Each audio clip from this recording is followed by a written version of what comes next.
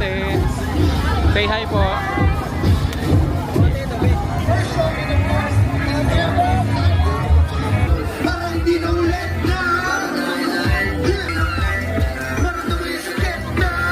Ayan, thank you so much, Robson. At syempre, bago ang lahat,